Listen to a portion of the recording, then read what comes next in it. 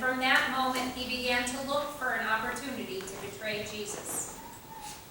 On the first day of unleavened bread, the disciples came to Jesus, saying, "Where do you want us to make the preparations for you to eat the Passover?"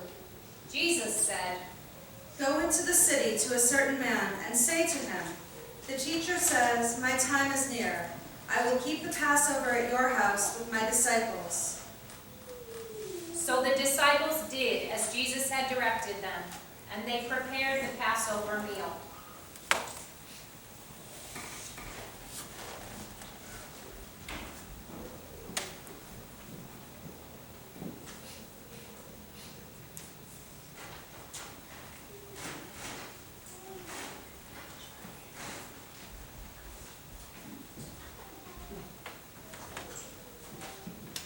When it was evening, Jesus took his place with the 12, and while they were eating, he said, "Truly I tell you, one of you will betray me." And they became greatly distressed and began to say to him one after another, "Surely not I, Lord." Surely not I, Lord. "Surely not I, Lord." He answered, "The one who has dipped his hand into the bowl with me will betray me. The Son of Man goes as it is written of him. But woe to that one by whom the Son of Man is betrayed. It would have been better for that one not to have been born." Judas, who betrayed him, said, Surely not I, Rabbi. He replied, "You have said so." While they were eating, Jesus took a loaf of bread, and after blessing it, he broke it, gave it to the disciples, and said, "Take, eat. This is my body." Then he took a cup, and after giving thanks, he gave it to them, saying, Drink from it, all of you. For this is my blood of the covenant, which is poured out for many for the forgiveness of sins. I tell you, I will never again drink of this fruit of the vine until that day, when I drink it new with you in my Father's kingdom. When they had sung the hymn, they went out to the Mount of Olives.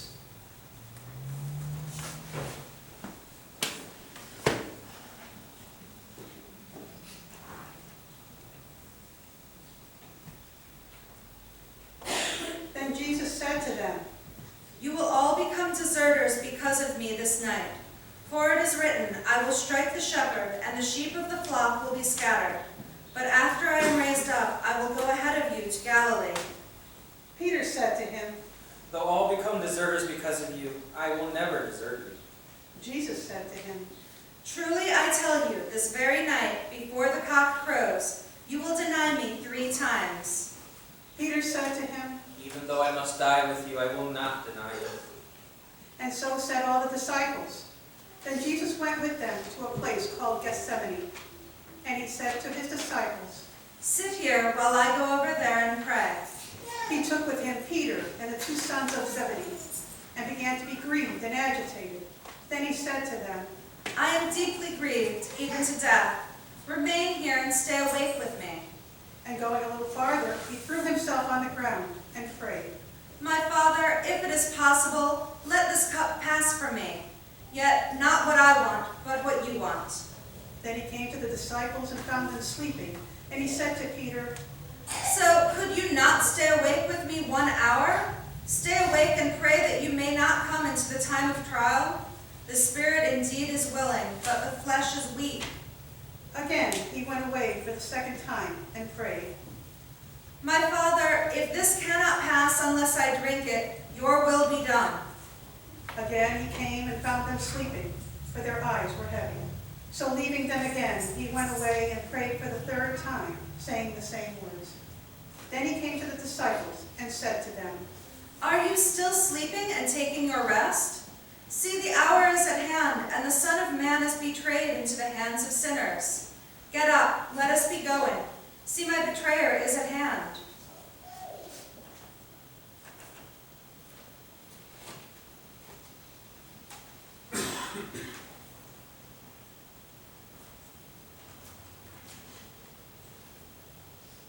While he was still speaking, Judas, one of the 12, arrived.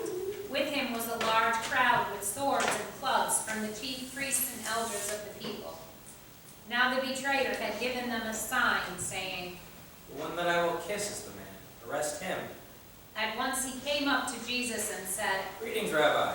and kissed him. Jesus said to him, Friend, do what you are here to do. Then they came and laid hands on Jesus and arrested him. Suddenly, one of those who was with Jesus put his hand on his sword, drew it, and struck the slave of the high priest, cutting off his ear. Then Jesus said to him, Put your sword back into its place, for all who take the sword will perish by the sword. Do you think that I cannot appeal to my Father, and he will at once send me more than 12 legions of angels? But how then would the scriptures be fulfilled, which say it must happen this way?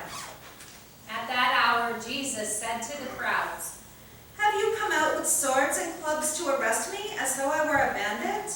Day after day I sat in the temple teaching, and you did not arrest me. But all this has taken place so that the scriptures of the prophets may be fulfilled. Then all the disciples deserted him and fled.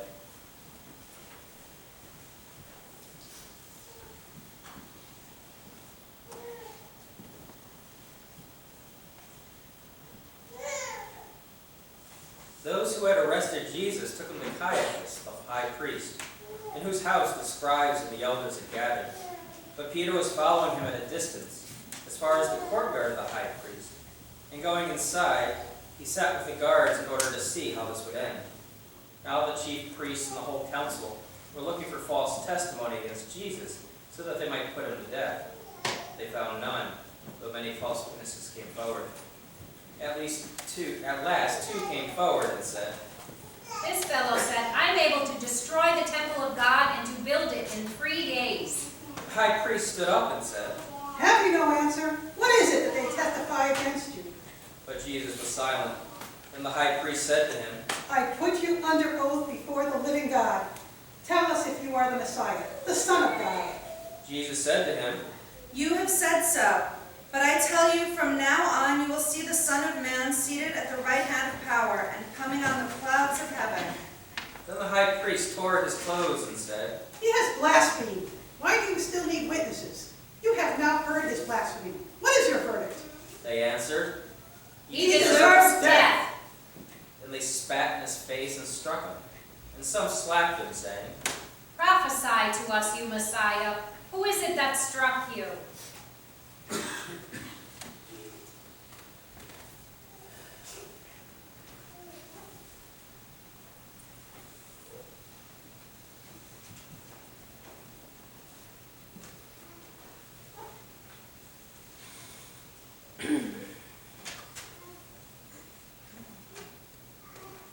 Now Peter was sitting outside in the courtyard.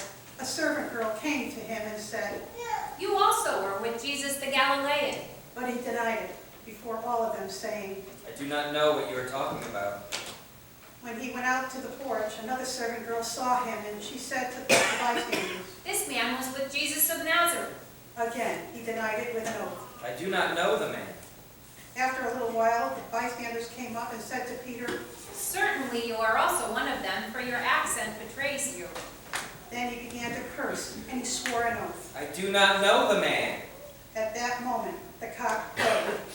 Then Peter remembered what Jesus had said, Before the cock crows, you will deny me 3 times. and he went out and wept bitterly.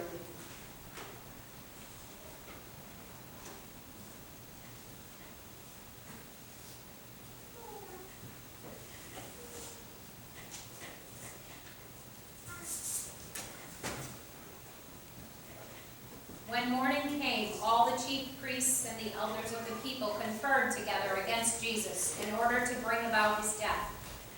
They bound him, led him away, and handed him over to Pilate, the governor. When Judas, his betrayer, saw that Jesus was condemned, he repented and brought back the 30 pieces of silver to the chief priests and the elders. He said, I have sinned by betraying innocent blood. but they said, What is that to us? See to it yourself. Throwing down the 30 pieces of silver in the temple, he departed, and he went and hanged himself. But the chief priests, taking the pieces of silver, said, It is not lawful to put them into the treasury, since they are blood money. After conferring together, They used them to buy the potter's field as a place to bury foreigners. For this reason, that field has been called the field of blood to this day. Then was fulfilled what had been spoken through the prophet Jeremiah. And they took the 30 pieces of silver, the price of the one on whom a price had been set, on whom some of the people of Israel had set a price, and they gave them for the potter's field, as the Lord commanded me.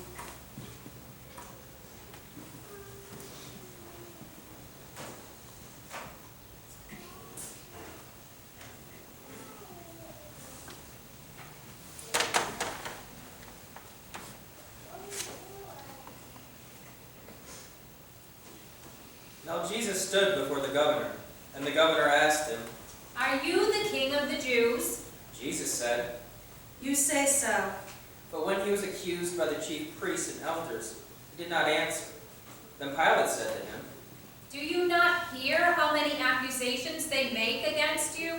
But Jesus gave him no answer, not even to a single charge, so that the governor was greatly amazed. Now at the festival the governor was accustomed to release a prisoner for the crowd, anyone whom they wanted. At that time they had a notorious prisoner called Jesus Barabbas. So after they had gathered, Pilate said to them, Whom do you want me to release for you? Jesus Barabbas or Jesus, who is called the Messiah? for he realized that it was out of jealousy that they had handed him over. While he was sitting on the judgment seat, his wife sent word to him, Have nothing to do with that innocent man, for today I have suffered a great deal because of a dream about him. Now the chief priests and the elders persuaded the crowds to ask for Barabbas and to have Jesus killed. The governor again said to them, Which of the two do you want me to release for you? and they said, Barabbas. Pilate said to them. Then what should I do with Jesus, who is called the Messiah? All of them said. Let him be crucified. Then he asked, Why? What evil has he done? but they shouted all the more. Let him be crucified. So when Pilate saw that he could do nothing, but rather that a riot was beginning, he took some water and washed his hands before the crowd, saying, I am innocent of this man's blood. See to it yourselves. Then the people as a whole answered, His blood be on us and on our children. So he released Barabbas for them, and after flogging Jesus, he handed him over to be crucified. Then the soldiers of the governor took Jesus into the governor's headquarters, and they gathered the whole cohort around him. They stripped him and put a scarlet robe on him, and after twisting some thorns into a crown, they put it on his head. They put a reed in his right hand, and knelt before him and mocked him, saying, Hail, King of the Jews. They spat on him, and took the reed and struck him on the head. After mocking him, they stripped him of the robe and put his clothes on him. Then they led him away to crucify him.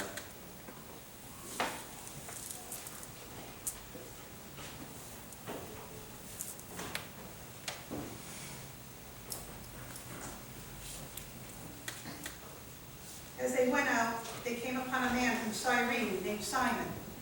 They compelled this man to carry his cross. And when they came to a place called Golgotha, which means place of a skull, they offered him wine to drink, mixed with gall. And he tasted it, he would not drink it. And when they had crucified him, they divided his clothes among themselves by casting lots.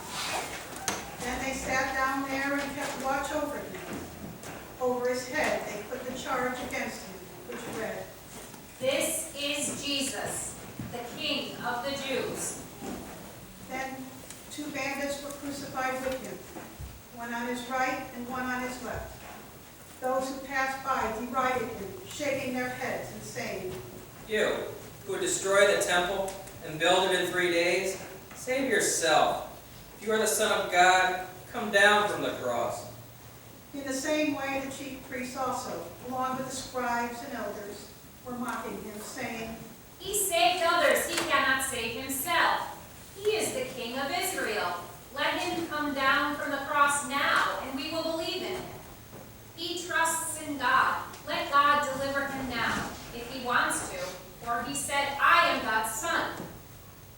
The bandits who were crucified with him also taunted him in the same way. From noon on, darkness came over the whole land until 3 in the afternoon. And about 3 o'clock, Jesus cried with a loud voice, my God, why have you forsaken me?" When some of the bystanders heard it, they said, This man is calling for Elijah. at once one of them ran and got a sponge, filled it with sour wine, and put it on a stick, and gave it to him to drink. But the others said, Wait, let us see whether Elijah will come to save him. Then Jesus cried again with a loud voice and breathed his last.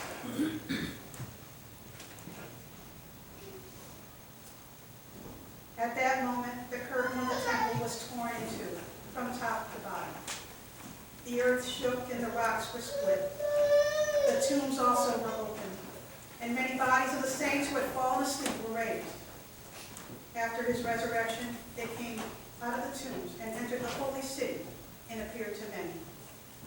Now when the centurion and those with him who were keeping watch over Jesus saw the earthquake and what took place, they were terrified and said, Truly this man was God's son. Many women were also there looking on from a distance. They had followed Jesus from Galilee and had provided for him. Among them were Mary Magdalene and Mary the mother of James and Joseph and the mother of the sons of Zebedee. When it was evening, there came a rich man from Arimathea named Joseph, who was also a disciple of Jesus. He went to Pilate and asked for the body of Jesus. Then Pilate ordered it be given to him. So Joseph took the body and wrapped it in a clean linen cloth and laid it in his own new tomb, which he had hewn in the rock. He then rolled a great stone to the door of the tomb and went away. Mary Magdalene and the other Mary were there, sitting opposite the tomb.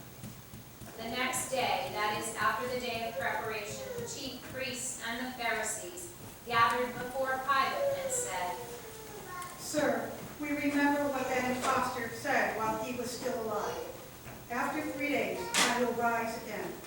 Therefore, command the tomb to be made secure until the 3rd day. Otherwise, his disciples may go and steal him away and tell the people he has been raised from the dead. And the last deception would be worse than the first. Pilate said to them, You have a guard of soldiers. Go, make it as secure as you can. So they went with the guard and made the tomb secure by sealing the stone.